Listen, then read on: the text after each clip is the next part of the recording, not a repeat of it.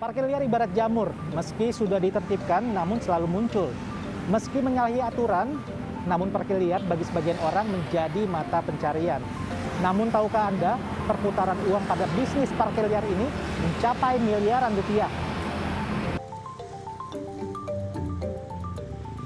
Parkir liar seakan tak pernah hilang dari pemandangan jalanan ibu kota. Dinas Perhubungan DKI Jakarta memetakan ada 222 titik parkir liar di Jakarta dengan potensi pendapatan yang hilang mencapai lebih dari 2 miliar per tahun.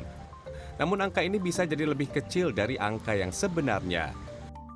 Pada tahun 2020, Pemprov DKI Jakarta menargetkan penerimaan pajak parkir Jakarta sebesar 837 miliar per tahun.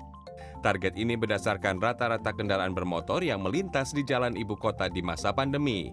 Namun realisasi penerimaan pajak tidak sampai setengahnya, bahkan menurun dibandingkan tahun 2019. Wakil Gubernur DKI Jakarta Riza Patria menyebut parkir liar menjadi salah satu penyebabnya. Namun di satu sisi, lahan parkir liar menjadi penyambung hidup seperti halnya Rudi Ferdiansyah rasakan.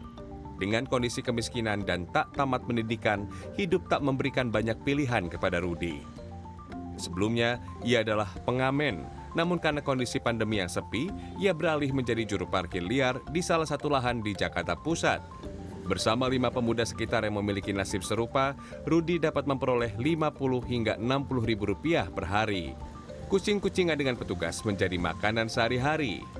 Kita pagi kadang di sini, kalau nggak di sini, ntar agak siangan jam 12 kan makan siang tuh banyak warung-warung, kita pindah ke sana. Kalau di sana kan parkiran kan udah ini gitu, bayar ke disub juga gitu. Kalau di sini kan emang kagak boleh parkir sebetulnya. Makanya kita kalau misalkan jam siang pindah ke sana gitu. Suka ada disub juga kalau di sini, kontrolan.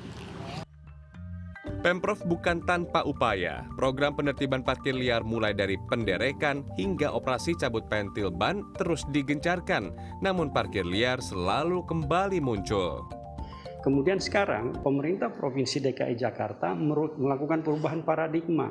Jadi tidak lagi kepada car-oriented development, tetapi lebih kepada transit-oriented development. Salah satu indikatornya adalah kita mengurangi jumlah satuan ruang parkir.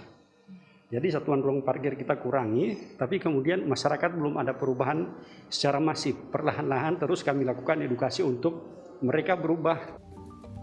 Pakar Tata Kota Universitas Trisakti, Yayat Supriyatna mengatakan perlu ada inovasi kebijakan dengan memformalkan juru parkir liar dengan dasar peraturan gubernur. Pemprov mesti jemput bola dengan menawarkan pola kerjasama yang menarik. Kemudian ditargetkan dalam suatu kondisi lingkungan, misalnya gaji 4 juta, tapi kontribusi dari penghasilan parkir itu harus sekian juta. Kalau ada kenaikan keberhasilan, itu dikasih insentif. Nah, bagaimana supaya mereka tidak menggunakan kesempatan itu? Dihitung. Ada mungkinnya ditambah dengan CCTV, ada misalnya menukar alat transaksinya dengan pakai mesin. Mereka tidak mau ikut, langsung tindak. Karena itu juga pelanggaran hukum.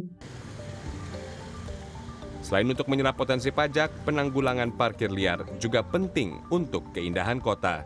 Tim Liputan CNN Indonesia.